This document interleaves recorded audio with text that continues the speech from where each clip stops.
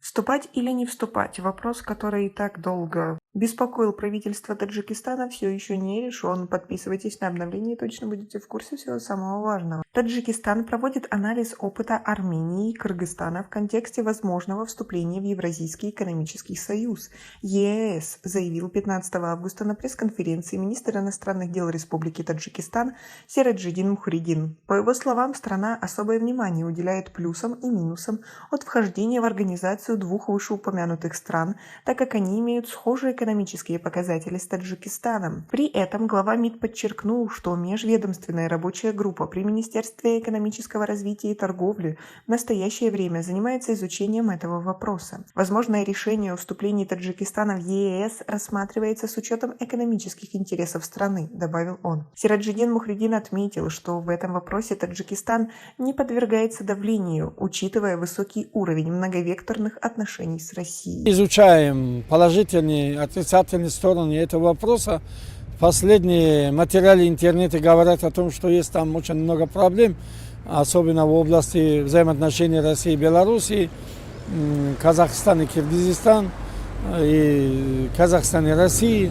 Поэтому лучше немножко изучать еще, чем войти и потом решать многие проблемы, которые можно было обходить.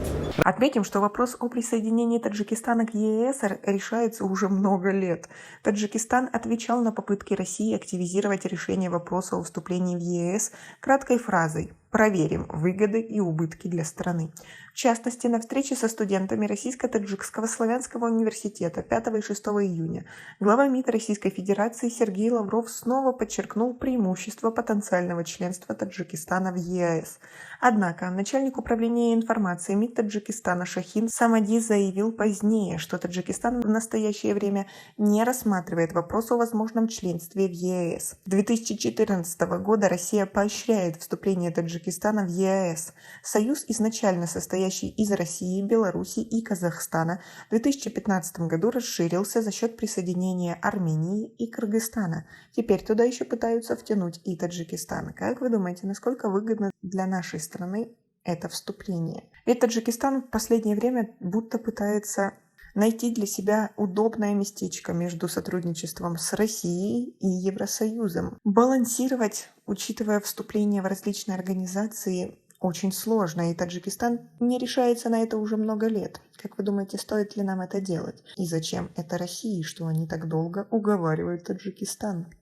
При вмешательстве уполномоченных органов властных структур России и его субъектов возникают опять-таки же проблемы. Хотя действительно по поводу качества продукции Таджикистана не должны возникать сомнения.